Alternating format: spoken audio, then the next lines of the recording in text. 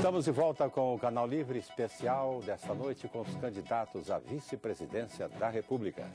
Neste segundo bloco, jornalistas perguntam aos candidatos, o jornalista escolhe quem responde e também quem deve comentá-la.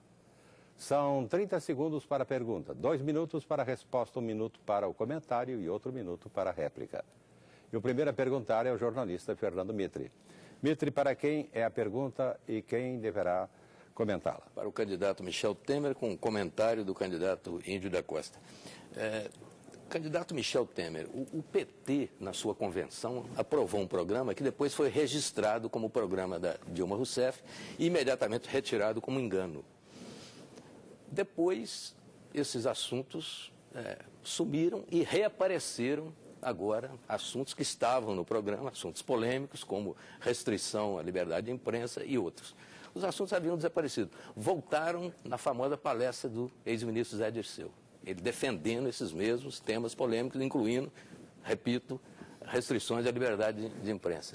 Eu pergunto ao senhor, o PMDB, afinal, participou da elaboração de um programa de governo com a Dilma Rousseff e esses temas polêmicos, onde estão? Estão fora do programa e fora das intenções da candidata Dilma?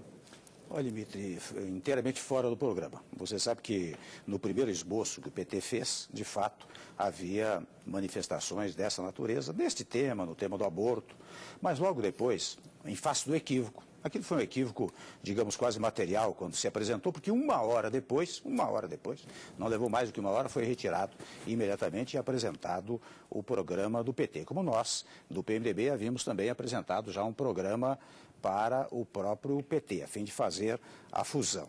E o tema da liberdade de imprensa, e aqui eu quero dizer o seguinte, uma coisa é o Zé Dirceu, com todo o eventual respeito que se possa ter à sua conduta política, ou não haja respeito, não importa, mas não é ele que vai governar o país. Eu vejo que há a todo momento a manifestação de que, bom, o Zé Dirceu vai governar o país com a Dilma, e quem conhece a Dilma sabe que quem vai governar é ela. Não é? Ela que vai dar o tom do governo, ela que vai dar a diretriz para o governo. E ela tem dito, toco especialmente na questão da liberdade de imprensa, ela tem dito com muita frequência, aliás, usando uma figura popular muito de fácil intelecção, né? Quer dizer, olha, controle da imprensa é só controle remoto, não se usa controle, não há controle. E eu, pessoalmente, tenho dito depois de conversar com ela, inclusive, que vocês sabem que eu sou um legalista, sou da área de direito constitucional, eu digo, em matéria de liberdade de expressão, esta foi uma conquista extraordinária que se fez com a Constituinte de 87 e 88. Então, o que está na Constituição é o que deve ser preservado. E o que é que está na Constituição? É a liberdade mais ampla de expressão, liberdade de imprensa, sem censura prévia. Você teve censura prévia no passado, hoje você não tem mais. E, ademais disso, você tem instrumentos de responsabilização por eventuais excessos. O direito à resposta, o direito a dano material, o direito à recuperação da imagem moral, são questões que estão previstas no texto constitucional, de modo que não há o que modificar nessa matéria. Agora o comentário de 1 minuto do candidato Índio da Costa.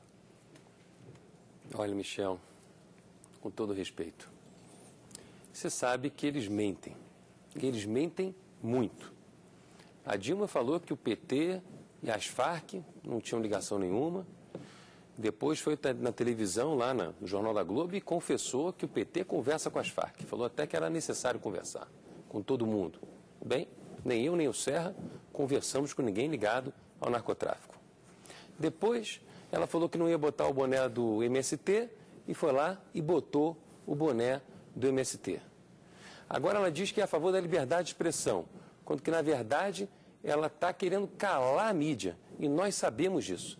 É um modelo do Lenin, copiado pelo PT, e eles querem fazer do Brasil uma Cuba, que não deu certo, e que acabou agora, está tendo que mandar 500 mil pessoas embora. Querem fazer do Brasil uma Venezuela. E você que está em casa não pode deixar isso acontecer. O Brasil é muito maior do que isso e merece respeito.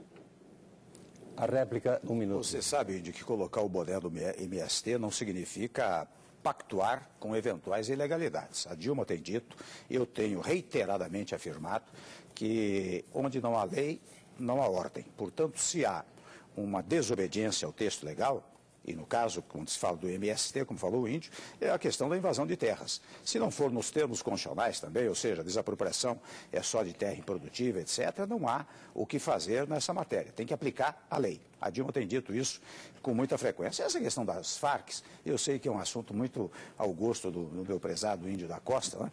Mas num dos últimos debates ele até lembrou que o presidente Lula, num dado momento, disse, olha, se as Farc quiserem chegar ao poder, forme um partido. Um partido que possa democraticamente disputar a eleição. Eu até traduzi isso naquela ocasião, eu disse, olha, o que o Lula quis dizer foi o seguinte, chegue pela via democrática e não pela via subterrânea. Aliás, o ETA, lá na Espanha, agora está se convertendo numa espécie de partido político. Enfim, meu tempo acabou. Né? Bom, agora é a vez do jornalista Antônio Telles fazer a sua pergunta. Telles, para quem a pergunta e quem deverá comentá-la? A pergunta é para o candidato Índio da Costa e eu peço que comente o candidato Michel Temer. Candidato Índio da Costa, a campanha do candidato Serra demonstrou sinais de desorganização e descontrole logo no início dos trabalhos. A improvisação foi demonstrada até na escolha do nome do senhor para vice da chapa. Ficou como um exemplo clássico.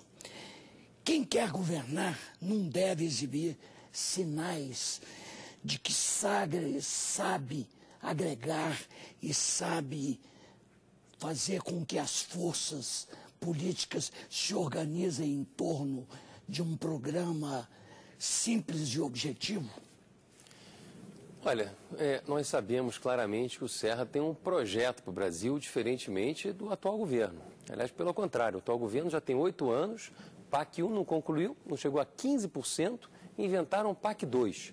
Na área do saneamento, o PAC não gastou 1% dos recursos que eram destinados para esgoto, que a gente sabe o mal que causa às pessoas, né?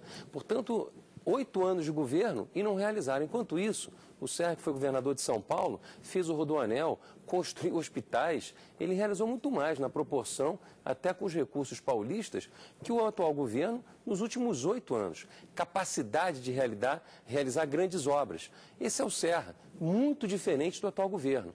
Aliás, no governo Serra, não aparece também pacote de dinheiro. De repente aparece pacote de dinheiro na sala de alguém da Casa Civil, onde a Dilma, na época que a Dilma era ministra. Você imagina, ministra, na sala do lado, alguém abre a gaveta, tinha 200 mil reais. E aí perguntou assim, o que é esse dinheiro? Assim, é um PP do Tamiflu, quer dizer, um dinheiro dado por uma compra feita pelo Tamiflu, que para quem não sabe, que está em casa, Tamiflu é o remédio para evitar a gripe suína. Enquanto pessoas estão doentes no Brasil, gente levando dinheiro na Casa Civil quando a Dilma era ministra. Isso não acontece no governo Serra. Então, assim, organização também é não deixar roubar. E isso a gente não viu acontecendo no governo Serra. Enquanto a minha escolha como vice, eu venho aqui representando não só a juventude, os ficha limpa desse país, mas também o Rio de Janeiro, estado que eu tenho muito orgulho de já há 14 anos representar no Legislativo, né? Foi uma opção do Serra em dar, de alguma maneira, demonstrar ao Rio de Janeiro o seu apoio a um Estado que está há muitos anos fora do poder central. Você vê, desde que a gente deixou de ser capital, né?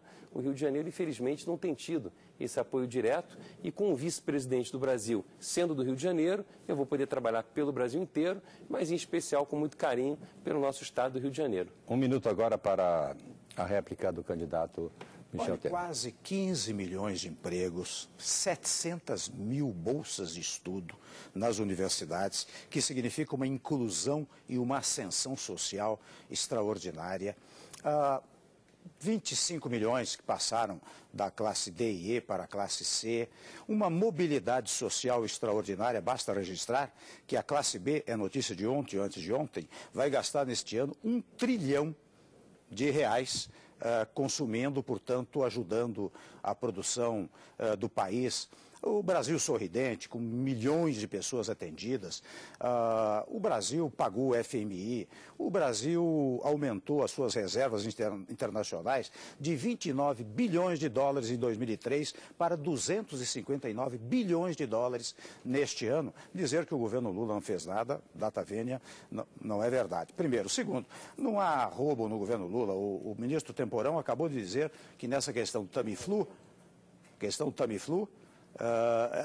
foi o Ministério da Saúde quem fez a compra diretamente. Muito bem, agora após o comentário de Michel Temer, a réplica de Plínio da Costa.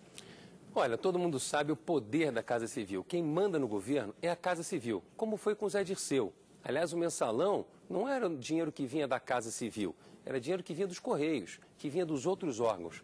Afinal de contas, tanto dizem isso quando apresentam a Dilma, dizendo que ela mandava no governo. A Dilma escolheu Erenice para mandar no governo no lugar dela, né? E aí, então, se descobre que o esquema Dilma, Erenice e muitos familiares da Erenice e muito dinheiro para todo mundo. Mas queria aqui só colocar mais uma dessas questões na campanha eleitoral que aí sim me mostram, me suscitam essa desorganização no campo das ideias, pelo menos. O Michel acabou de falar aqui que o importante é cumprir a Constituição. E eu que o conheço bem, sei que é verdade, que essa é a verdadeira opinião dele.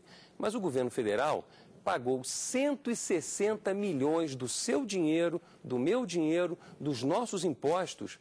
Para quê? Para a invasão de terra do MST. Portanto, o governo financiou invasão de terra, o que é bem diferente de falar que é a favor só da lei. Não estou falando do presidente Michel Temer, da Câmara, estou falando do PT, partido do qual ele é vice.